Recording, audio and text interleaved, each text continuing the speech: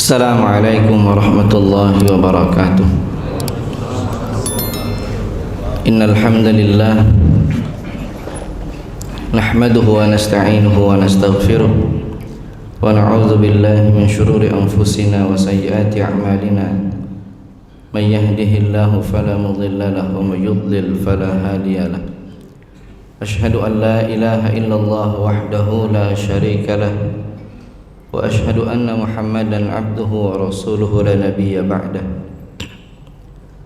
Allahumma salli wa sallim wa barik ala nabiyyina Muhammadin wa ala alihi wa sahbihi ajma'in wa man tabi'ahum bi ihsanin ila yaumiddin.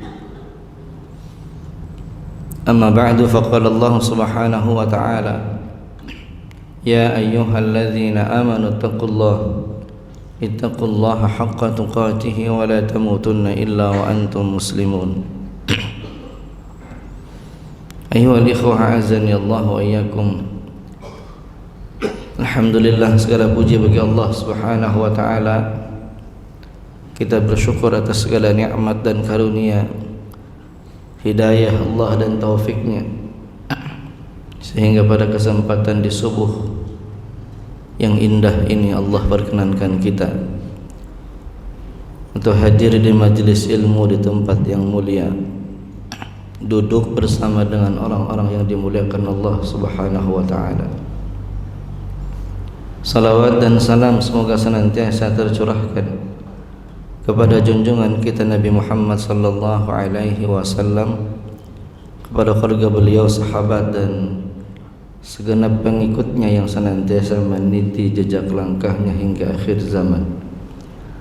Bapak dan Ibu, hadirin hadirat jamaah rahimakumullah. Kita tentu masih berada dalam suasana yang belum menentu dengan kondisi saudara kita di bumi Palestina. Tapi bahwa optimisme kita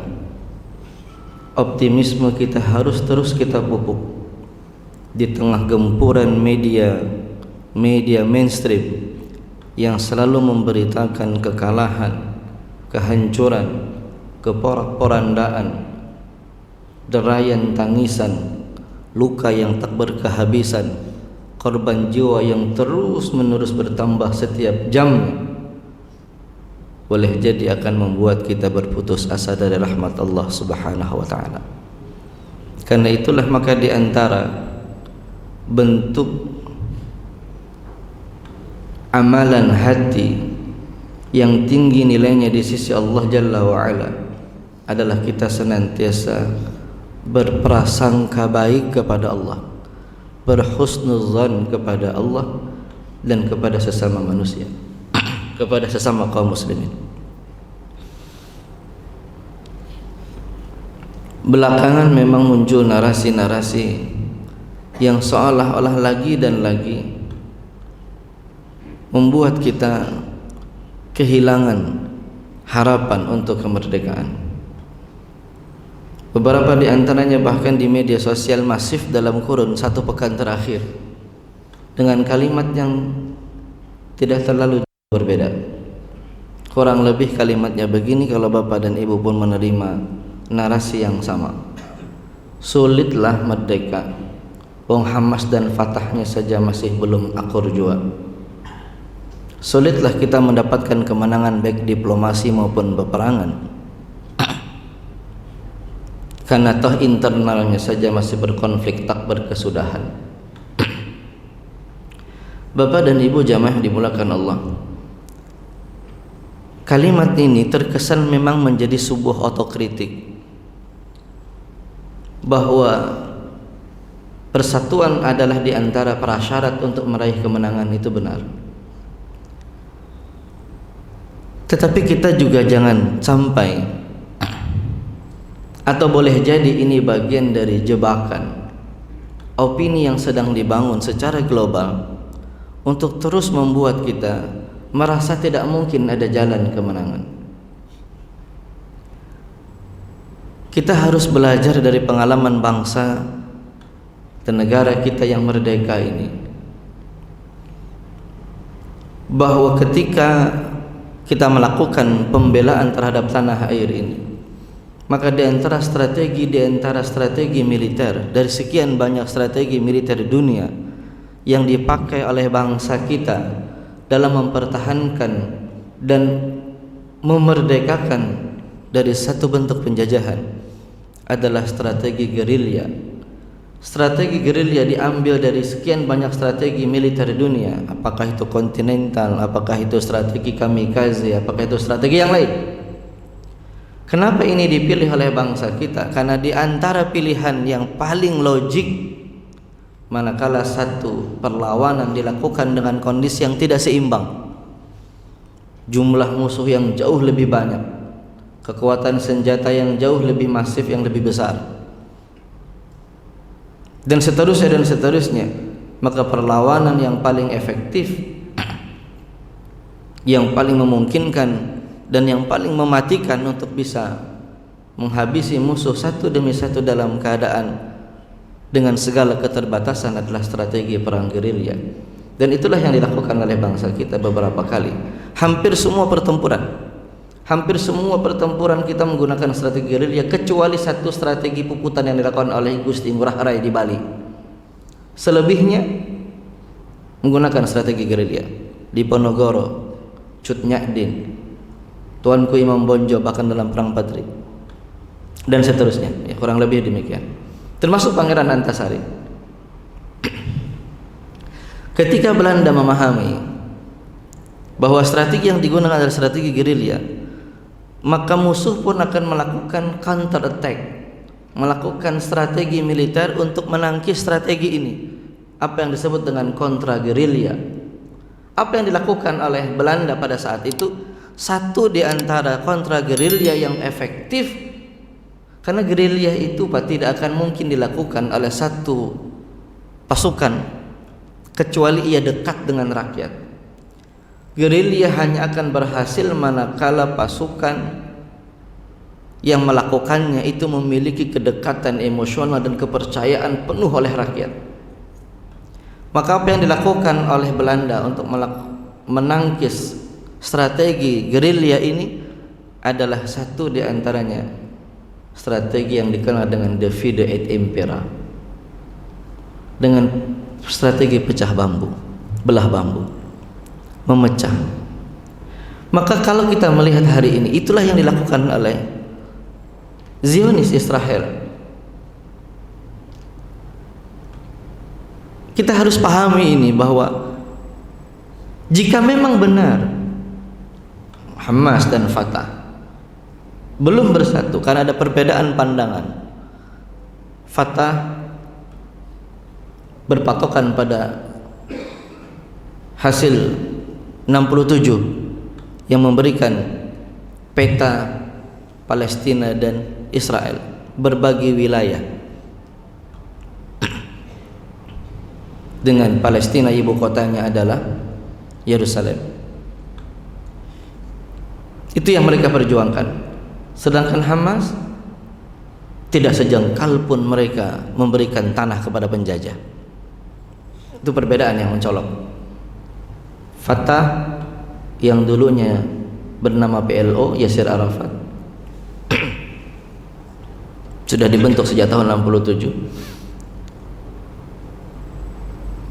Yes, Palestina harus merdeka, tapi oke, kita berbagi dengan penjajah Israel, kita bagi wilayah. Tapi Hamas tidak, gitu. Kira-kira begitu. Hamas tidak. Ada strategi yang boleh jadi dibangun oleh mereka untuk, dan sebuah keniscayaan, Bapak dan Ibu, sebuah keniscayaan dalam setiap pasukan, dalam setiap barisan, bahkan dalam setiap organisasi. Tidak semuanya kok akur-akur banar itu kada. Ini sebuah keniscayaan, satu hal yang lumrah, ya, bahwa jangan kita berpikir yang lebih dari apa yang perfect, ya, yang sempurna. Tidak. Bahwa dalam setiap barisan, hatta misal kita di Muhammadiyah saja, itu ada saja yang berbeda dengan visi pimpinan dan seterusnya. Itu sebuah hal yang lumrah saja. Dan ini juga bagian ya, kalimat-kalimat narasi yang mengatakan bahwa kita tidak mungkin menang karena ini bla bla bla, bahwa seharusnya bersatu dulu baru kita menang, kalau tidak bisa bersatu maka tidak akan mungkin menang. Ini juga paradoks dengan narasi sejarah, bahwa di masa Rasul sallallahu alaihi wasallam, di masa Rasul sallallahu alaihi wasallam juga pada saat melakukan pembelaan atas tanah negeri Madinah yang saat itu dikepung oleh pasukan Nahzab pun juga tidak 100% akur benar berataan, karena terbukti di dalam internal Madinah ada pembelot di situ, ada sekelompok Yahudi di situ, meskipun sudah terikat dengan perjanjian Madinah, piagam Madinah yang harusnya ikut membela manakala Madinah akan diserang, tapi justru mereka memilih untuk mendukung musuh yang akan mengambil alih kota Madinah. Tapi faktanya Rasul menang. Tapi faktanya Rasulullah SAW menang dan kaum muslimin mampu mempertahankan Madinah. Bahkan di saat kondisi begitu amat terjepit, pasukan Quraisy dan semua koalisinya mengepung Madinah, dan bahkan di dalam muncul upaya untuk menghabisi kaum muslimin dari dalam. Jadi di eksternal dikepung, di internal diganggu. Dalam kira-kira nih, kalau dalam hitungan survei ini diprediksi kalah mutlak. Ya, diprediksi tidak bisa tembus putaran kedua. Selalu dalam perhitungan survei ini nyata kalahnya. Bahkan hampir dipastikan kekalahannya karena jauh benar perhitungannya. Di saat Rasulullah dan kaum muslimin diprediksi bahkan hampir dipastikan kekalahannya, apa yang dibangun oleh Nabi sallallahu alaihi wasallam? Satu kata-kata yang membangkitkan. Pada saat Nabi mengikuti strategi yang diusulkan oleh Salman Al-Farisi, beliau ikut menabuk parit, membuat parit, kemudian ada batu yang begitu sulit dihancurkan oleh para sahabat. Maka Nabi kemudian mengayunkan kapaknya seraya mengatakan, bukan hanya kita akan memenangkan pertarungan ini, kita akan menaklukkan Persia dan Romawi. Bukan hanya kita bisa memenangkan pertarungan ini, tapi bahkan setelah ini pun kita akan mampu menaklukkan Persia dan Romawi. Itu seandainya saja Pak ada buzzer yang lewat, itu pasti dia akan ribut di medsos. Pasti dia akan ribut di medsos dengan kalimat yang jauh lebih bombastis. Melawan yang ada aja belum tentu kawa, apalagi hendak menaklukkan dua punggawa Persia dan Romawi. Dia ada harapan, kira-kira begitu. Nang ada aja belum tentu kawa lewat, apalagi melawan dua hegemoni yang hebat. Itu akan muncul di narasi-narasi media sosial. Seandainya ada yang lewat mendengar perkataan Nabi di masa itu. Tapi inilah optimisme. Inilah optimisme yang dibangun oleh Nabi. Karena itulah maka ketika kita mendengar ada informasi yang seperti ini, Hamas dan Fatah saja tidak bersatu, milisi jihad Islam dan milisi Hamas, milisi askari yang lain tidak bersama. Pertama, jika memang benar mereka belum bersama, tapi ini berita lama ya. Ini tidak update sebetulnya, tapi oke lah kalau memang benar mereka tidak bersama. Apa susahnya bagi kita yang tidak berjuang di sana untuk berhusnuzon kepada mereka agar Allah menyatukan hati-hati mereka? Apa yang membuat kita repot? Apa yang membuat kita sulit untuk membayangkan kemenangan itu? Bermimpilah ayyuhal ikhwah, berhusnuzonlah kepada Allah. Mudah bagi Allah untuk membolak-balikan hati-hati kita agar kemudian kita bisa bersatu padu. Bukankah itu dalam doa-doa kita, Allahumma alif baina qulubil muslimin, Allahumma alif baina qulubina kama allafta bainal muhajirin wal ansar. Bukankah ini doa-doa kita? Dan bukankah Allah Maha mendengar setiap doa? Dan bukankah Allah Maha kuasa atas hati-hati manusia? Maka lalu kenapa kita tidak berhusnuzan kepada Allah bahwa Allah pasti mampu memudahkan mereka untuk bersatu? Husnuzan saja jika memang hari ini mereka belum bersatu.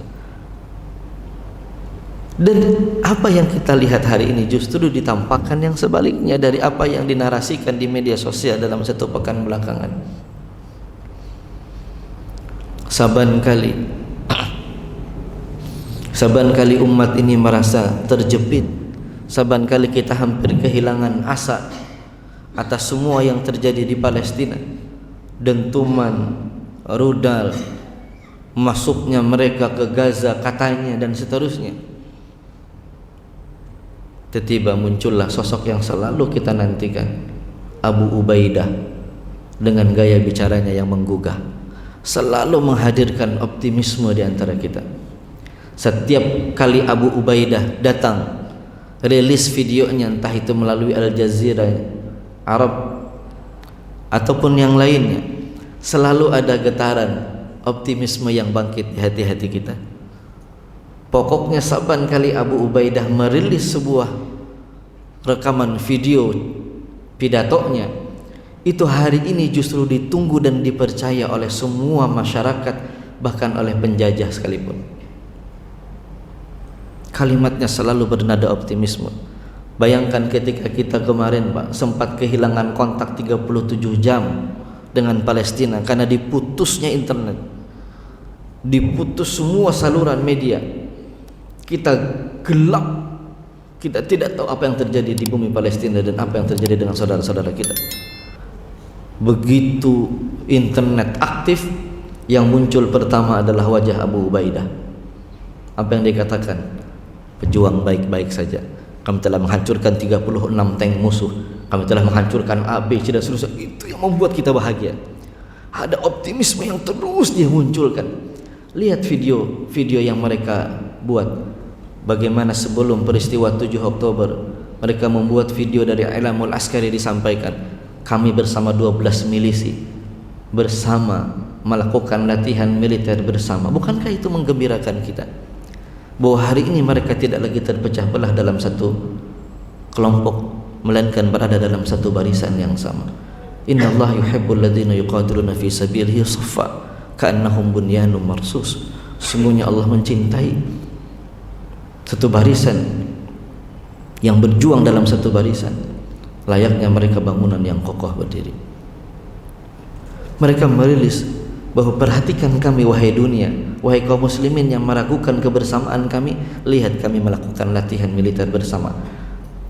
Selang 4 hari kemudian 7 Oktober terjadi. Orang tidak menyangka bahwa itu adalah peristiwa yang paling menggetarkan, bahwa berulang kali Netanyahu itu menyampaikan satu berita. 3 hari kemudian muncul Abu Ubaidah mengkantar semua berita bohong yang disampaikan oleh Netanyahu,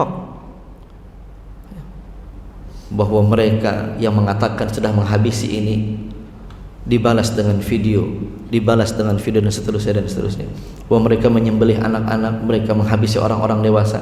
Disampaikan berita sebaliknya, ditunjukkan buktinya bagaimana orang tua dilayani, yang sakit diayomi, diobati, anak-anak dikasihani, tidak ada satupun penyiksaan kepada sandera.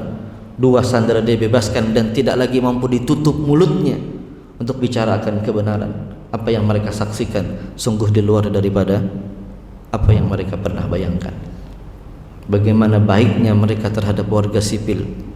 Mereka sama sekali tidak menyasar yang bukan pasukan, tapi sebaliknya ketika Israel telah di ujung kekalahannya, mereka kalap. Tidak ada lagi yang mereka bisa lakukan. Semua strategi berantakan. Pasukan cadangan sudah dikeluarkan karena pasukan inti sudah kehabisan. Baterai Iron Dome harus didatangkan dari Amerika karena sudah tidak lagi mampu menangkis rudal-rudal yang datang dari militer Hamas. Brigadir Izzuddin Al-Qassam, bagaimana mereka tidak hanya menafsirkan wa arsalna alaihim tayran ababil tarmihim bihijaratin min sijil, itu hanya bagian dari kilasan sejarah di masa lalu, di mana Allah Subhanahu wa taala mengirimkan burung-burung ababil untuk menghancurkan pasukan Abraha. Tapi kemudian mereka menafsirkan ayat itu untuk mendatangkan kepada diri mereka bahwa Allah telah memberikan ilham kepada akal-akal mereka untuk menghadirkan tayran ababil. Tayran ababil yang mereka buat adalah persis seperti drone, seperti burung yang dengan cakarnya mengapit setiap rudal, yang divideokan itu, yang dirilis beberapa ahad yang lalu. Kemudian setiap drone yang membawa rudal itu kemudian diarahkan tepat di atas tank-tanknya Israel, kemudian dilepaskan. Dan itulah yang membuat hampir lebih dari 136 tank Israel hari ini hancur, baik secara langsung menggunakan Yasin 105 maupun dengan menggunakan Tayran Ababil. Jadi mereka menciptakan satu teknologi, satu strategi sebagaimana yang dulu dilakukan di masa penyerangan Ka'bah oleh Abraha.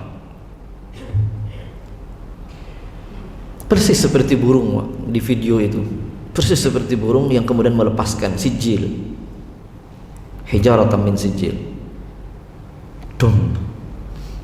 Ketika video-video itu dirilis, maka muncullah optimisme kita bahwa insyaallah biiznillah subhanahu, entah hari ini, entah lusa, entah kapan, tapi kita punya optimisme jika umat ini yakin dengan kekuatannya. Musuh itu tahu Pak bahwa kita ini kuat. Musuh telah mampu dari awal menyadari bahwa kaum muslimin ini kuat.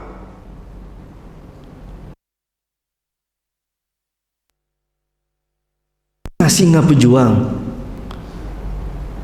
Dan karena mereka sadar bahwa kita kuat, maka mereka kemudian membuat satu strategi yang akhirnya membuat kita lupa bahwa kita adalah singa. Strategi yang membuat pikiran-pikiran kaum muslimin akhirnya amnesia bahwa kaum muslimin ini adalah seekor singa. Kita lupa bahwa kita punya kekuatan. Kita seolah-olah tidak sadar bahwa kita ini adalah umat yang kuat. Dan mereka memahami itu. Apa yang mereka lakukan? Jangan sampai umat ini sadar bahwa kita adalah umat yang kuat. Jangan sampai umat ini sadar dan kembali bangun sebagai singa yang menakutkan dari musuh-musuh Islam. Maka dicekcokilah kita dengan berbagai macam pikiran, dengan berbagai macam bentuknya. Di saat kita masih berperang dengan habis-habisan di Palestina, ya justru saudara kita yang setanah di tanah Arab mengadakan konser yang sedemikian rupa. Ya, na'udzubillah. Tapi inilah kita, ya, kita masih belum menguatkan langkah. Maka ketika ada fatwa terakhir, ya, fatwa untuk memboikot semua produk-produk yang berafiliasi dengan Israel, tidak usah terlalu banyak komentar. Nang kayak apa pegawainya? Maka kami sudah biasa makai nang itu, mulai harian makai nang itu. Kadang kau kami berpindah ke lain hati, maka saban bahari makan pakai nang itu, pang menyamani. Maka ini jamaah yang dimuliakan Allah, kalau hanya sekedar itu saja kita tidak mampu melakukan, memang benar kita bukan bangsa pilihan. Memang benarlah bahwa Allah memilih Palestina sebagai bumi perjuangan, karena hanya mereka yang mampu bertahan, hanya mereka yang mampu menahan ujian. Mereka Allah pilih. Benarlah kata Umar bin Khattab radhiyallahu anhu, siapa yang tinggal di Palestina maka dia seolah tinggal seperti layaknya seorang mujahid. Ini di masa Umar bin Khattab radhiyallahu anhu, yang di saat itu Umar membebaskan Palestina dari Romawi. Jamaah yang dimuliakan Allah Subhanahu wa taala. Karena itulah maka kami asalnya fikih di kelas 6 itu Pak, tuntung sudah bab tentang makan minum halal haram, binatang halal binatang haram. Yang kelas 6 kalau ada di sini ya. Oh ujar kita, nak tertinggal nak kayak Ustadz sebuting lagi, kita ternyata kita ulangi lagi. Apa Ustadz, maka sudah habis babnya, ada sebuting lagi yang tertinggal. Untuk melihat makanan itu layak dibeli atau tidak, sebelumnya ada berapa yang kita perhatikan? Ada 3. Apa itu? 1, cek logo halalnya. 2, cek masa kadaluarsanya. 3, cek komposisinya, apakah itu baik atau tidak bagi tubuh kita, terutama bagi yang memiliki alergi. Kalau komposisinya mengandung zat alergen, maka hindari, karena itu akan membuat dia sakit meskipun ada logo halalnya, meskipun ada masih berlaku masa produksinya, masa baiknya. Tapi kalau komposisinya itu berlawanan dengan apa yang dianjurkan oleh dokter, terutama bagi yang memiliki penyakit-penyakit tertentu, maka hindari. Apalagi Ustaz tambahannya 1, bukan produk yang berafiliasi dengan Israel. Jadi tambah 1 jadi 4. Ini masuk ujian kah Ustaz? Masuk. Masuk ya. Kenapa? Karena fatwanya resmi. Karena fatwa ini sudah ditandatangani dan resmi. Ini bukan lagi anjuran para khatib, bukan lagi anjuran para muballigh, tapi ini sudah difatwakan. Dengan demikian maka berlaku. Karena itu maka kami tambahkan 4. Perhatikan logo halal, meski ada logo halalnya perhatikan expirednya, meski masih belum masuk expirednya perhatikan komposisinya, meski tidak ada komposisi yang merusak perhatikan apakah dia bagian dari produk yang mendukung Israel atau tidak. Kalau ada tinggalkan. Ustadz yang kayak di rumah masih ada, habiskan. Limbah sudah dihabiskan, kalau usah lagi habiskan. Karena kita tidak ingin tabzir. Mana ada habiskan, tapi setelah selesai tinggalkan. Sampai kapan Ustaz? Sampai Zionis Yahudi hengkang dari bumi Palestina. Mau kada sanggup kami yang menungkai itu apabila sampainya. Kalau begitu minimal sampai Palestina merdeka. Mau kada jelas juga apabila kalau begitu minimal sampai perang ini selesai. Mun kada kawa jual, lalu di mana kita ini?